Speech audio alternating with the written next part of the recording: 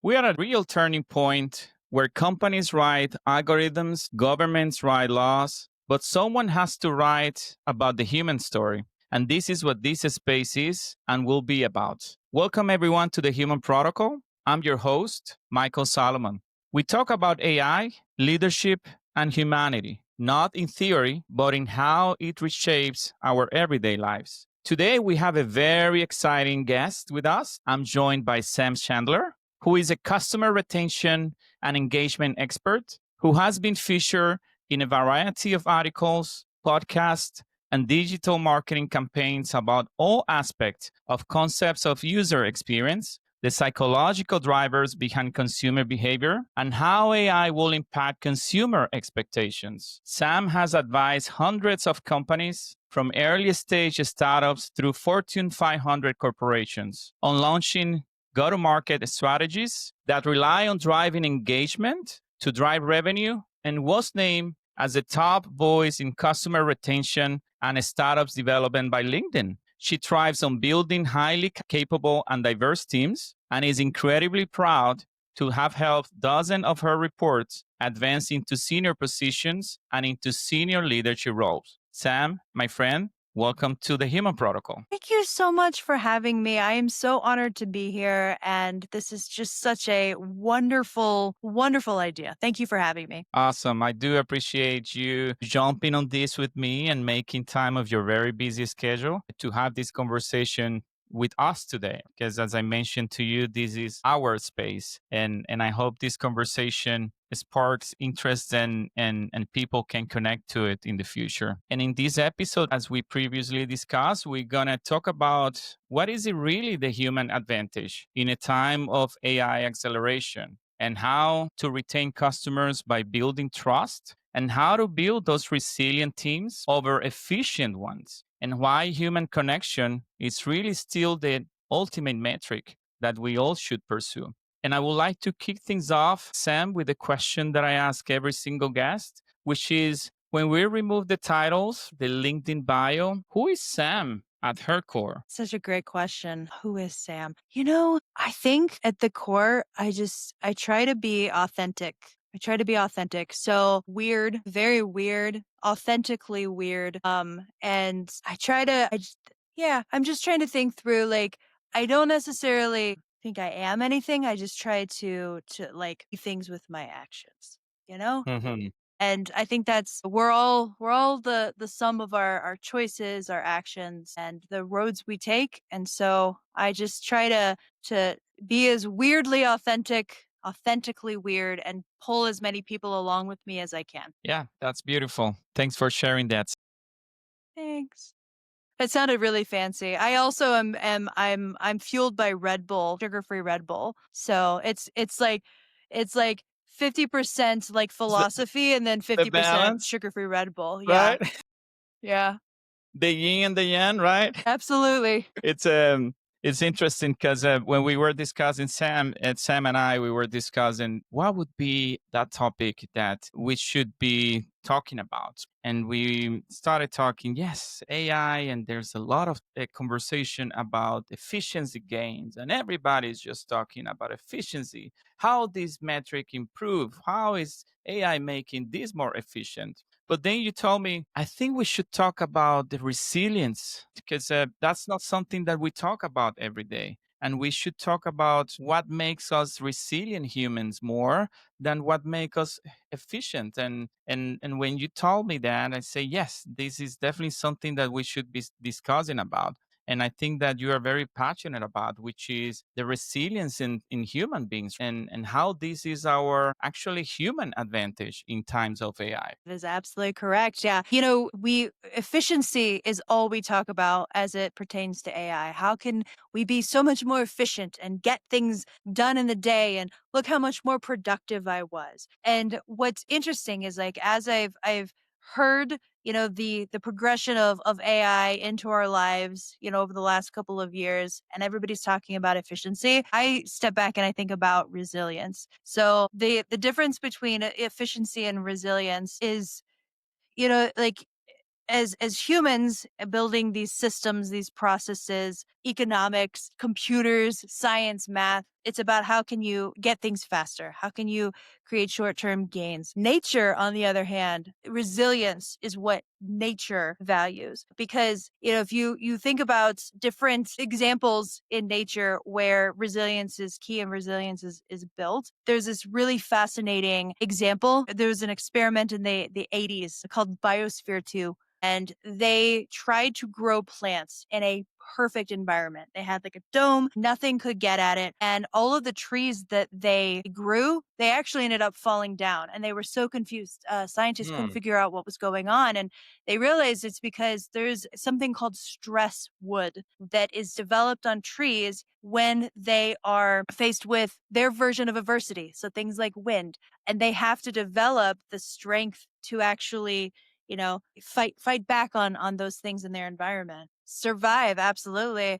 And so that's why in nature, in humans and our development, resilience is such a more impactful quality that is sought after than efficiency, which creates more brittle systems, which might be faster but definitely are not as strong. So that's what I think of as I think about this latest, push into AI. It's important, it's a huge development for humanity, whether you want to be Mhm. involved or not. But the thing that makes us human and will continue to make us important in this world is our ability to face adversity, to be resilient, and to keep going. Right, right. To keep going. Thanks for putting that so beautifully, because it's really what it makes us humans being humans. And through centuries, we had developed through different stages of human evolution ways for us to adapt, reinvent ourselves. And through resilience, can survive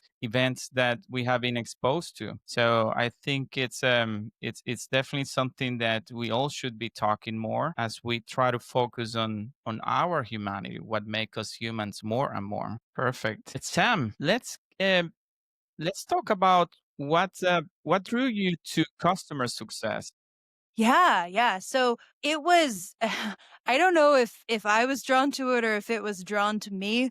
And Hmm. it so happened that way. I came to customer success by way of being in the world of CX. So from I think about my earliest career moves, my earliest jobs, it was always customer facing. And then I ended up building out CX systems for startups. And then through that, I made my way into customer success because I was able to, uh, you know, explain the systems and walk the walk for the customers that I was helping. It kind of I was led into it Hmm. in a very natural way, and then basically through that I started exploring and just realizing like, oh, there's very interesting patterns here to explore. So yeah, that's pretty much how it happened. Interesting, interesting. And you're talking about patterns, and I know you're very passionate about understanding the psychology of engagement. Yeah. What about that? Yeah, so customer success is a great example of one of the things that I hate, that annoys the crap out of me, is when we measure engagement by how many times we've reached out to somebody. And Hmm. I sit here and I think about like all of the teams that get measured by that and how many people have like celebrated the fact that they sent out 1,000 emails. And I'm like, well, is that really our job? Or is our job to like connect with people and get them to the next phase of, helping themselves with the product that they just bought? So for me, I started like really digging in, really researching what gets people to engage with you? Like, is it having a one-on-one meeting? Are there other little things that people are doing before that we should really be picking up on and celebrating more? So that's where I started getting into. This is really nerdy, but I started getting into the science of forming habits, and Hmm. uh, and I started thinking, how can we like leverage these same concepts to better measure whether we're doing a good job or not at what we're doing? And then also like how can we like start measuring those successes and seeing those indicators as a way to like progress the relationship forward. So after I started really shifting towards that, it's I realize it's been like a decade now of doing that, but studying that, especially as we like layer on this AI element of it, it's been Hmm. really, really interesting to just see how it, adds so much depth to a relationship if you think of it like that instead of, oh, I'm trying to send the emails to somebody. Let's see if they answer. No, Right. like what are we inherently trying to help this person with? Not even just like, oh, they need to use this product, but what will that help them do? Okay, well, it can help them exceed in their job. Okay, well, what will that help them do? Maybe get a raise. Okay, what will that help them do? Make them feel better about themselves. So like Where it, is the you value? exactly, like, you center it back on the person and truly, like, what do they need inherently? Like, what is the internal trigger for them doing this? And it just opens up a such an interesting world of possibilities and how you can reshape the way that you work. Yeah, yeah, I can agree. I can agree more. It's and it makes me think, how have you seen, especially in the past 2 years and currently, how AI is driving customer expectations and changing customer expectation, especially because of AI. Yeah. What's super interesting is like if I talk to consumers, like the end user of the AI experience, they don't care at all. And why should they? At the end of the day, like the problem is the same whether it is, you're using AI as the tool or a knowledge base. Like customers and consumers and users, they just want their question answered very quickly. If we can do that with AI, awesome. If we can do it without AI, great. They don't care. What I have noticed though is the shift in AI really is beneficial to businesses. It should, when done correctly, help a company help their customers in a more efficient way. And that's as a time where efficiency really is a good thing, as opposed to resilience, which is also good. Right. So, how do you see what companies, and not all companies, of course, some companies are getting wrong when they're measuring more efficiency instead of empathy, for example? Yeah. Empathy is a really important word in this. I think back to all of the ways that companies can get support wrong in general, even before AI was in our lives. Not listening to the customer, not understanding the sentiment of, Hmm. what I'm telling you. That's really where I see companies get it wrong. For example, like having an off ramp on an AI conversation. If a customer is not like if it's just not meshing, if the customer is not interacting with the bot, they're not understanding what the bot's not understanding what the customer needs, then just let them talk to an agent. Like that's not more efficient if you lose the customer in the process. So understanding like it's not just about that one specific support metric, but how is this entire ecosystem impacting your bottom line, your retention numbers, even your acquisition numbers, depending on where you're using AI. That's where I see just short-sightedness getting the better of companies and them Yeah. losing what they sought out to get. Yeah, I think there is a race for searching the best number that AI can help with efficiency instead of trying to really understand what is the best value that you can offer to your customer and how AI can help you with. And it's also, I know, in the community that we belong to, a lot of people are navigating these waters of trying to implement AI into their daily operations and debating what is it to be automated versus what's not. Yes. And I think back to when I used to advise startups, and I think back to Paul Graham from YC, and he has this beautiful essay that he's written about doing things that don't scale. And when I think about automation and how like you have the ability to be a differentiator by being able to add those human touches that your competitors who maybe are bigger They don't have the ability to do that anymore. So sometimes it seems counterintuitive, but if you can do things that don't scale, he points out that maybe it can scale longer than what you think. And so I always used to remind my founders that I would talk to, like, don't automate yourself out of your differentiator because if that, like, that's great, that you can create a workflow that means you never have to talk to a human soul for the rest of your life. That's fantastic. But like if it's for some it might be, but if it's keeping you from the from being that new disruptor in the market, then what are you doing? Like, is that really better for you than like figuring out a way to maintain the humanity within your company and differentiating where your competitors cannot? Yeah, it's all about trying to keep that empathy in every aspect of your operations, from your decision making into your conversation with your direct reports, and how do we can continue to build these automations and systems that can add value in a way that is still keep us humans in the middle of this conversation. Absolutely. Yeah. I mean, I'm not the first one to say it. I won't be the last. Like, there are things that humans can do that, at least as of right now, robots still can't do. So Hmm. I'm gonna be hitching my wagon on those things. But the strategic thought, the understanding, the context of what people are saying, the tone, those are things that we can code into to, a bot, but we can actually feel them. And it's similar to reading a script versus saying the thing.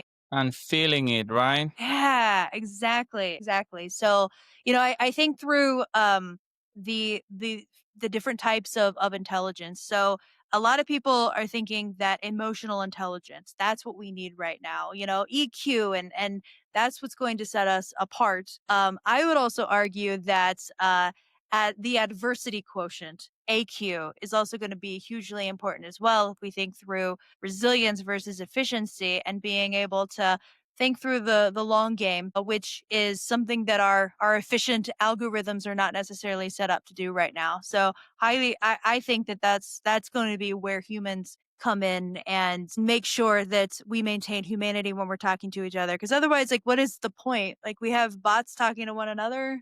Mm, What is good about that? So hopefully, there will always be a place for us in the world that we build. yeah, that's the hope. Yeah, And I know that we both share that, and that we absolutely. still keeping humans at the center of this conversation. But this is a disruptive technology. It really is. And we're going to see disruption. And the topic and the title of this episode on how we can build more resilience on us. And I'm curious to see, how do you think the customer support of the future, or the customer success, customer experience, customer overall customer service of the future will be about? How do you build resilience on those things, for example? Yeah. Okay. So this is where I'm going to talk very close into the microphone. And I'm going to look very much into the camera because I am talking to every one of our support leader friends and Hmm. colleagues. This is very, very important. This is happening regardless of what we think about it. This is a huge disruptor, as you just said. The best thing that you can do is prepare yourself with the knowledge. Understand how to leverage this technology instead of it leveraging you. So, for example, if you're not learning prompt engineering, go find a place to do it. If you don't understand what a GPT is, if the letters LLM don't mean anything to you, you kind of understand what OpenAI is. Like, I highly encourage you, whether you fully agree with this path we're going towards or not, arming yourself with information is the most important piece of it. So I do worry that with this question of, like, who is adopting AI, like, are we actually adopting these products yet? We will find the formula will happen. It will happen, and it will be best for anybody in support to be ready to go and understand how to leverage it, those were the folks that will not be left behind. And I Yes. hope they're all listening. I hope everybody out there is listening. Go arm yourself with knowledge and information and get creative on how to use it. Yeah, don't wait until it's too late because this is part of what makes us humans. Sometimes we have to face challenges and live events that we are not prepared for, that we don't want to face, but it's not an option not to take action in times of Absolutely. AI. We have to build our stress wood. That's what we're Correct. doing right now. Yes, absolutely. Absolutely. Thanks for bringing that up, Sam. Um, Sam, I totally agree with you on that, and extremely important that we start kind of building that resilience and with really invest right on learning and adapting what this future will be with AI. Because we like it or not, we want it or not, it's going to be part of our life. It's going to be embedded into our operations, into our workflows. Businesses are going to be looking to implement this more and more. We're going to be using in our daily lives. So it's a very important advice that we all start using it and start learning to live with it. Absolutely. I've heard CX leaders say before that this the requirements of what they're being asked to do is different than what they signed up for. And that's probably true. Like every job has an evolution. I think of customer success when I first started versus now and like even where I can see it's going in a couple of years. And same with support. If I think about when we first started adding self-service and knowledge bases, that completely changed how our agents were responding, what kinds of questions they were responding to. And so to me, I see this as the next evolution of support, of the way honestly, of how we interact with each other on so many different levels. So just pretending that it's not happening or hoping that if nobody adopts it that it's going to go away, that's probably not the best move. No, this should Even not from be just our a strategy. business. Yeah, like if you just think of a business standpoint, there is too much money invested in this for people to just take their balls and go home, you Yeah, know? Like it's gonna happen one way or another, it's and here. it's It's here. here. It's here. So we can do our best to make it as good as it can be and make sure that we think through all of those pieces that maybe, somebody that is focused on the technology and not the humanity, like we can offer that into the conversation and I hope that we do. Yeah, I hope that too. And it makes me think about the power of storytelling and community as we move forward. How powerful that will be to keep us connected and grounded, basically, as humans. Storytelling, that will never go away. Even before we had words, before we have written language, we had stories. So Hmm. I that will stay with us throughout whatever comes next. Yep. I totally agree, Sam. And what's powerful about resiliency is that you are building for the future, and that's what it's important today and in the future. It's that your resilience is what's going to make you evolve and be able to survive whatever life throws at you, basically. Absolutely. Yeah. I think back to, again, throwing it back to nature, you have Hmm. our human lifespan, and then I think of geological time. And for us, what feels like a long time for the earth, like, it's laughing at us like, oh, that's a blink of an eye. So if we think of resilience in that way, what might feel like a really short or like a long time now is actually a very short amount of time. And seeing through like what is the next phase and preparing yourself for that. I think that's the most important thing that we can do for ourselves and for each other. Absolutely, absolutely. Sam, how do you think customers, right, will react and will evolve as we move forward with embedding AI more and more into the services we provide to them? How do you see that shift? And what are your thoughts on how customers will continue to engage with us now in times of AI? Yeah.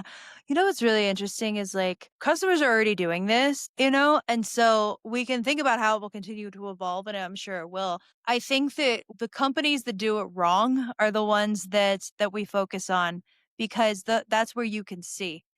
So if I think through companies that know their customer base and they know their customers' appetite for interacting with technology or not, and like that's really what user experience is. And like the Hmm. way that you develop your products and your service and your journey, that is all about design and craftsmanship. And the companies that get that right are already doing it. And not only do we not care, but we welcome it. So I think through Amazon, any of the FANG, but like specifically like Amazon and Netflix and Google. 10 years ago, I used to ask a room of people like, "Okay, tell me what AI you use. Like how are you using AI on a daily basis?" And like I would get really out there answers of like very complex things, and then I'm like, "I used it to get over here with Google Maps." And people are like, "Oh yeah."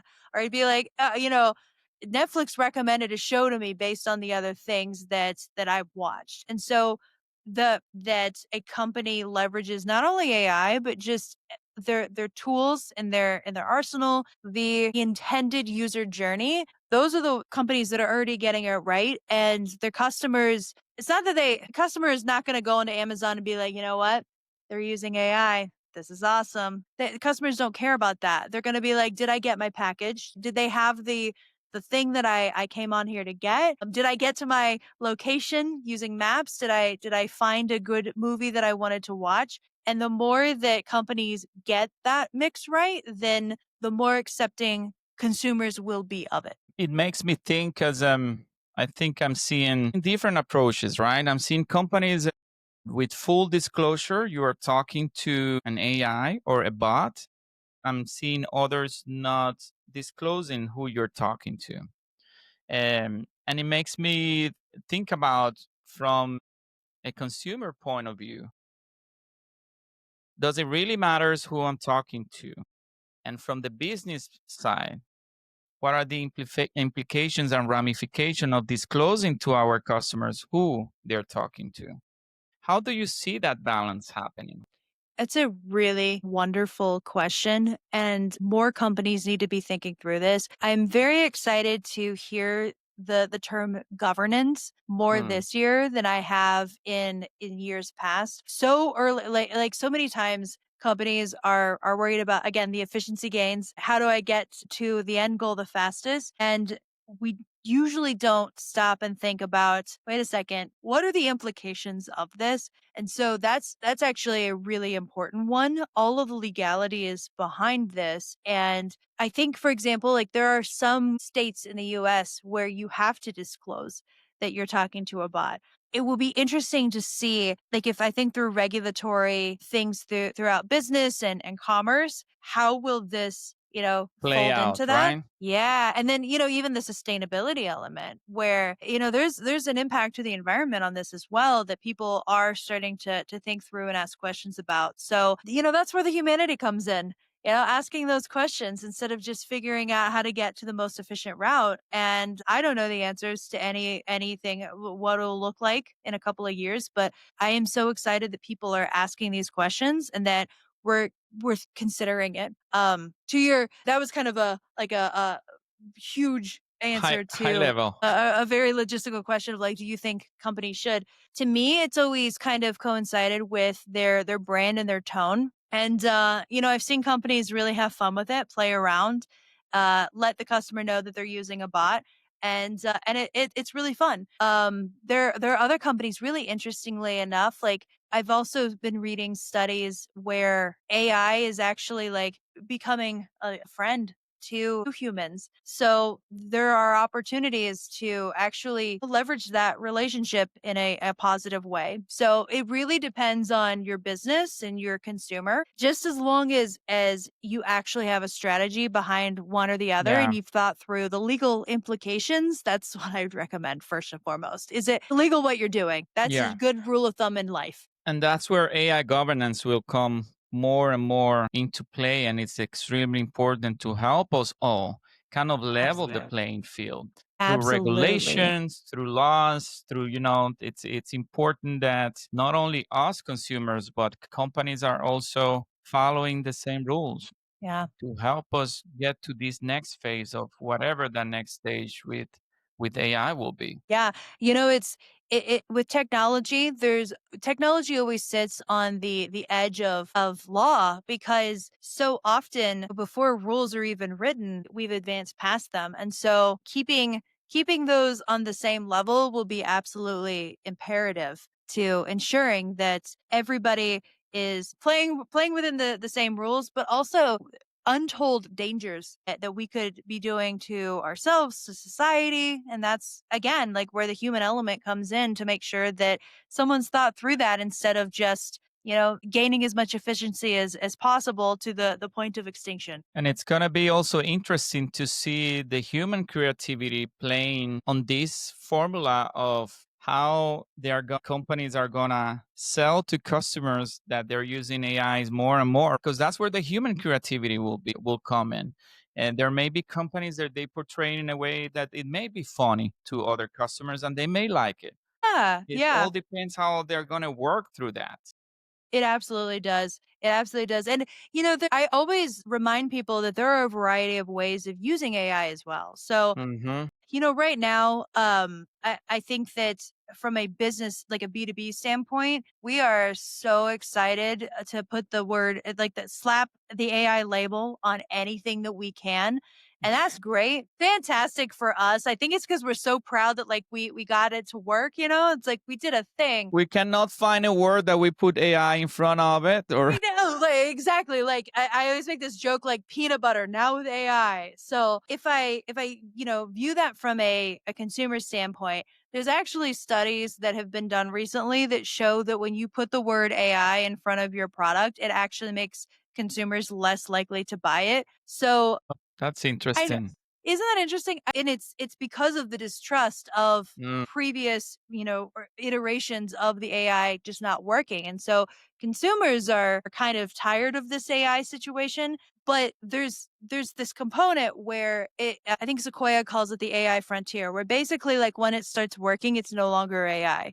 So if we think about all of the technological advances that we've seen in the last decade, that technically that was artificial intelligence and we accepted it into our day to day because it was convenient and it added value to our lives. This will be the same way. Well, I imagine that at a certain point we'll either stop using the term AI to, describe everything, or it will describe something that is still new and still being worked on, and all of right, the development that we've created will just be built into our products, and we'll stop like bragging about it. It'll just be a thing right. we It's the AI fatigue is real.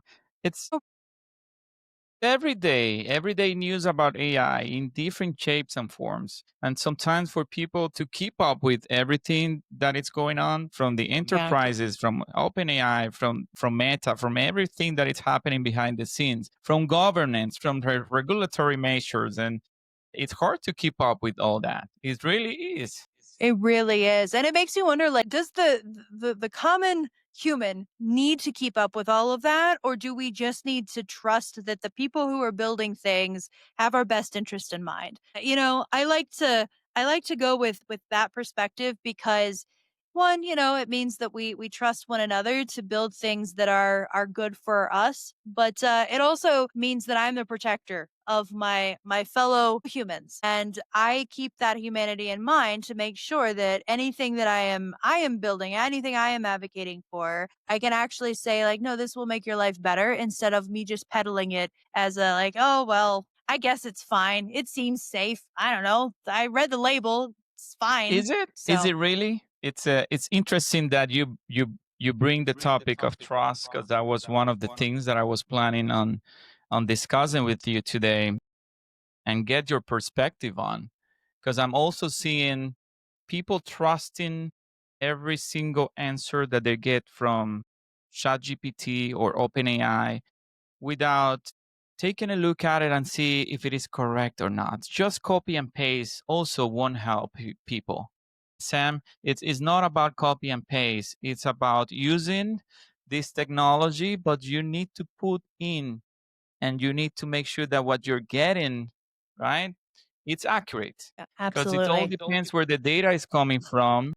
And sometimes the answers are not accurate based on what you are looking for. And this is where the trust issue also may come into play. How do you see that part, Sam? Yeah, it's interesting. I see it in the evolution of support teams, for example, and how they implement AI. So, Mm, for example, most support teams are very apprehensive of fully deploying an AI agent to talk to their customers. That to them is the final frontier. As I work with companies who are deciding, what part of AI do we deploy first? Is it the full on AI agent that's talking to our customers, or is it a co-pilot that talks to that helps our helps agents? the agent, right? Yeah, Right. like most companies that have both of those offerings, it's so interesting because they use the word easy and they're like, "Oh, well they're going to go with the co-pilot because it's easier to deploy." And that might be the case, but what I have found in talking to the support teams that are using it is it's not about ease, it's about the fact that they trust it. So they're building trust in working with it themselves before they unleash it on someone else. And it's in a way, like if we're thinking about, our humanity in working with AI, I think it's kind of nice. It's kind of almost poetic in a way where, we want to make sure we're testing it on ourselves because before we put that into action with a fellow human, we want to make sure it works. And I think that's lovely. I think so. From that perspective, it makes sense. Let Yeah. me test it ourselves. Let's see if this is really what I would like to put in front of our customers. If this is really Yeah. or the experience that I want our customers to be part of by us Absolutely. kind of self driving this technology first. Yeah, is the quality and, like, it speaks to, like, the reason that most support people are in support is because they care about other humans and they Hmm. want the experience to be good. They're like, "Is this up to quality? Like, is this up to my quality standards before I let someone else use it?" And that's fantastic. Yeah, yeah, I agree. I agree. I think that's a very lovely way of showing love for our customers, right? You see, we care of our customers. We really do, right? Yeah, Even in times trust of is AI. love. Yes. Interesting, Sam. Yeah, and that brings me to thinking about something that I'm also seeing because now that you put this and that you mentioned you bring this in a way that I did not think about it before because I thought for the most part still on our support circle, right? And some organizations were still hesitant of kind of implementing AI for customer service because in part all the quality but also the human factor, which is putting AI in a role that historically has been human being. And that's what made me think about how we're going to evolve as we move forward and the power of really transforming ourselves and making sure that the time that we're going to be using human beings in the middle of a customer operations, it may be on ways that we did not think before Yeah. because we were also busy and AI can help with the repetitive tasks. And maybe we can find more valuable tasks for us to spend on our time on. And that's what I really would like to think that's where the next step is. Yeah. I mean, especially if you are just getting your feet wet, you're just adopting, it's a perfect place to start. We care about our human counterparts and we want to be that person to directly help them. And I think back, you just made me think back to The Effortless Experience by Matt Dixon, which is I will carry that book with me forever. I love it. But one of the main topics, the main themes of that book is your customers don't want to talk to you. And it's hard for us to hear because we think that, "Oh, well, a customer wants to talk to us. They want to reach out to support. They want to talk to a human and that's truly what they want." In actuality, humans want our question to be answered Right. because having a support issue in general is an interruption in what we were just doing. So if we can get the answer in the most efficient way by talking to another human, then that's what we'll do. If we can get it by searching a knowledge base, that's what we'll do. And so what I encourage the organizations that I talk to think about is what is the best way to get the customer, your user, to the next phase of where you need them to be. And if AI, you can use an AI tool to do that, then you should absolutely do that. If AI is going to be a roadblock for your customer to get their answer, then what are we doing? Like use it in a different way. Absolutely. For me, it's about what is it that is saving time for our customers, right? Correct. When a customer needs to get on a phone to talk to us about an issue, that's time that we're taking our customer from, building something or adding value to their business. So what we have to think always, and I agree with you 200% there, is what is it that how we're going to find ways to provide the type of assistant that our customer is looking for in a way that continue to add value to our relationship, and that's via the human being or the chatbot, whatever we think it will be better for our customer. Absolutely. Well, and I have this resource that I created to help guide people through this discovery on their own because we tend to think of AI as just chatbots, whether it's a co-pilot to help us or Mm, whether it's an AI agent for our customers. But there are so many other flavors of AI that you could be leveraging. So, example, like to help with reporting, I think about all of the times that I used to and sometimes still do sift through data. Like mm. I love to sift through metadata because I'm a nerd, but like It's time consuming, it's right? time consuming. Exactly. And like these patterns that like you can achieve and understand in a way that you wouldn't necessarily have been able to before. Like I think back to and support, we often have like a field on our forms. I called it the about field. And like what is your question about? And so Right. it's like, well, I don't know what it's about, let me just tell you. And then, you can decide what it's about. Like, think through all of the data and insight that we can get on things like that, where we can put that back into the user journey and improve the journey by eradicating that question for them. Like, I hope that more companies start leveraging AI for things like that, in addition to all of the cool things you can do with AI agents. Yeah, data analytics, insights, right? AI will help you tremendously, right? Absolutely. Even at looking at patterns and trying to anticipate what the next question on the next issue may be. And this is some of the good things that we also need to discuss and talk about AI, because it's not only bad things or concerns. There's a lot of value, right, that AI will bring to our lives if we use it in a way that will add value to what we need, basically. Absolutely. Yeah. Yeah. Yeah. Yeah. And that's where the humanity comes in, is understanding where to do that within our lives. Totally What agree. is it that we need? Till today, we are the one that need what we need from each other and what our other fellow human beings also need. No, it's beautiful. I agree. Sam, going to the last segment of today's episode, it's a question that I also ask every single guest. And it has kind of multiple parts. It's the same question, but for different groups, right? And I'm going to start with the first one. What is it, one piece of advice that you would provide to our fellow human beings that haven't started working with AI just yet? Ooh. So I like to think of this question in terms of like 5 years from now, 10 years from now.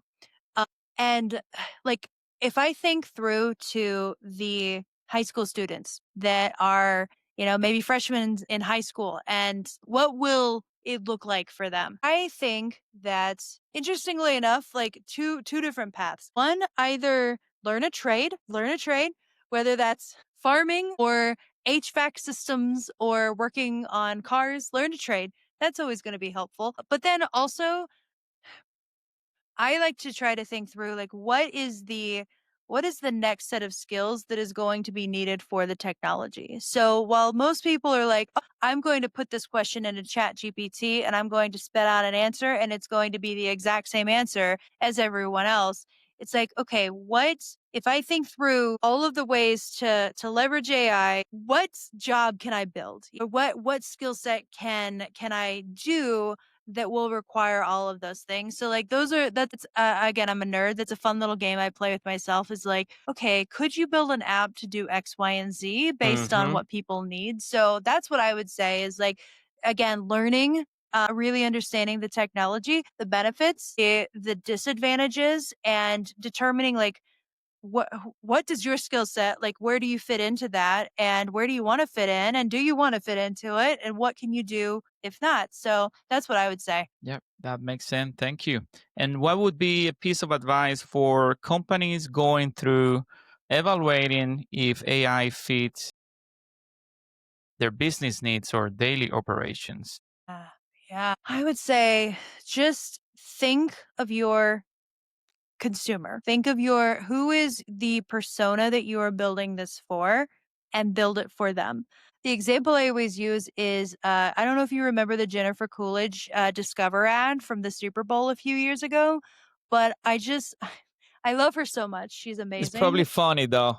She's so great. The one where she's like, "How do I know if I'm a robot?" She's so So relatable. she's so relatable, and, Yeah. like, it was just such a great example of Discover knowing their customer base, and, that was a moment where everybody else is leaning into AI. If we go down the highway in San Francisco from the airport to downtown, you blink and you see, like, 50 of these AI billboards that nobody understands, but then Discover's like, "No, we know our consumer base, and, like, they're not feeling that right now." So they leaned into the fact that they were human. And I bring that up as an example because I know within Discover, they're using AI in a variety of ways.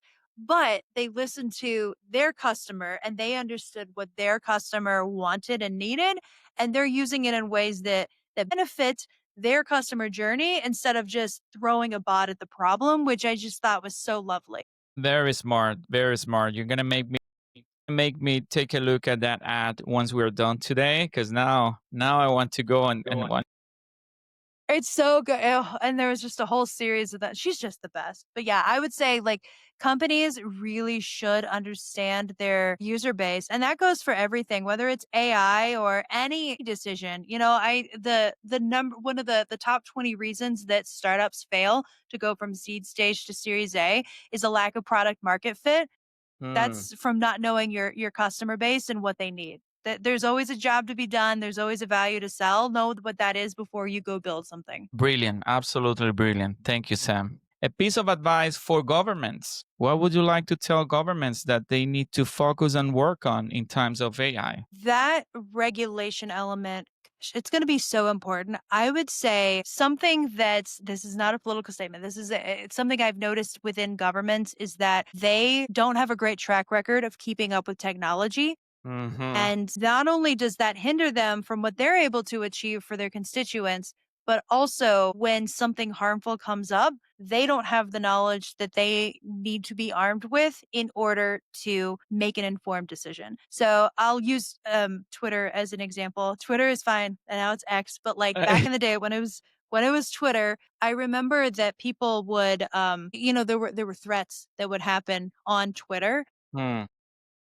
People would go to a police station and try to explain the situation, and it was so new that the police didn't understand what that was. So there's a real like if we don't think through the governance and the education of the people who govern us, then that could be a huge issue if we can't make informed decisions based on new Absolutely. technologies that are coming in. Absolutely. Absolutely.